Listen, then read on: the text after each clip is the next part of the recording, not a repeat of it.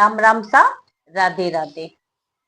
आज जो हिंदू धर्म में चतुर्मास मनाते हैं, चौमासा, इनकी 4 महीने तक सब लोग अत्यंत दान पुण्य और धर्म करते हैं एवं भक्ति और भाव करते हैं। और इन दिनों में कोई भी शुभ कार्य नहीं किया जाता है। किसी भी शुभ कार्य की ना तो शुरुआत करते हैं ना कोई शुभ कार्य करते हैं। जिस तरीके से कोई शादी विवाह है या कोई नए घर का मुहूर्त है, ये कोई भी शुभ कार्य नहीं किया जाता है।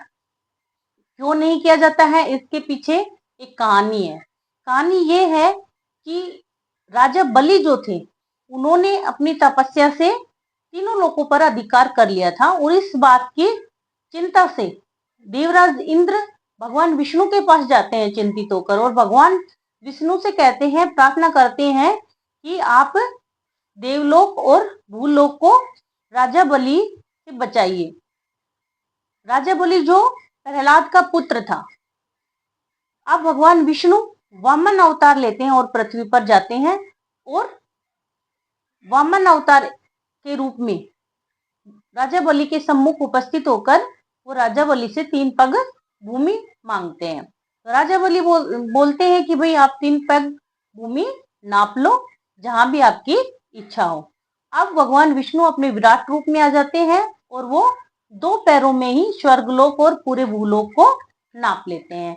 अब तीसरा पैर कहाँ रखें, ये भगवान विष्णु के पास प्रश्न होता है और वो राजा बलि से पूछते हैं कि अब मैं तीसरा पग कहाँ रखूं। तो राजा बलि अपना शीश आगे कर देते हैं, अपना सर झुका लेते हैं कि हे प्रभु, आप तीसरा पैर मेरे सर पे रख लीजिए। इस बात से भगवान विष्णु अत्यंत प्रसन्न होते हैं और वो कहते हैं राजा बलि से कि हे राजा बलि, मैं तेरी श्रद्धा भाव से अत्यंत प्रसन्न हूँ, तो कोई भी वरदान मुझसे मांग सकता है। तो राजा बलि जो होते हैं वो भगवान विष्णु से मांग लेते हैं कि हे प्रभु, आप सदैव मेरे सम्मुख रहें और मुझे पाताल लोक का राजा बना दो। अब भगवान विष्णु उसके वरदान के अंदर फंस जाते हैं और उसके वशीभूत भगवान विष्णु उसके साथ पाताल लोक में चले जाते हैं। ये पाताल लोक में जाने के बाद पूरे स्वर्ग लोक में हाहाकार मच जाता है और ये सूचना भगवान लक्ष्मी जी के पास जाती है। तो माँ लक्ष्मी इस बात को लेकर विलाप करते हुए भगवान शंकर जी के पास जाती हैं कि राजा बलि ने तो विष्णु जी को बंदी बना लिया है, कि हे प्रभु, आप पूरी सृष्टि को आप संभालिए।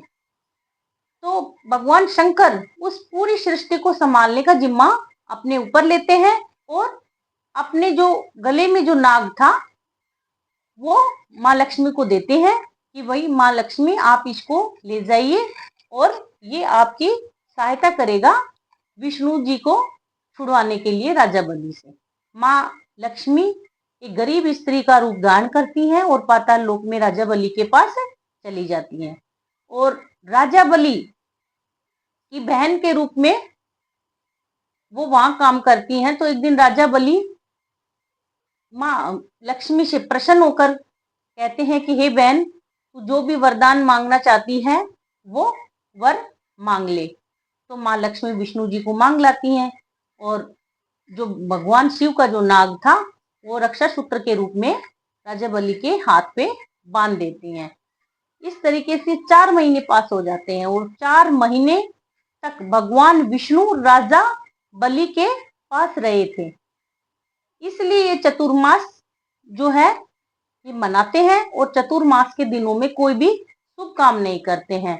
तब जब माँ लक्ष्मी विष्णु जी को राजा बलि से लेकर आती है तो भगवान विष्णु, क्योंकि वो प्रसन्न होकर उन्होंने राजा बलि को ये वरदान दिया था कि तू जो मांगेगा वो मैं तेरी इच्छा पूरी करूंगा।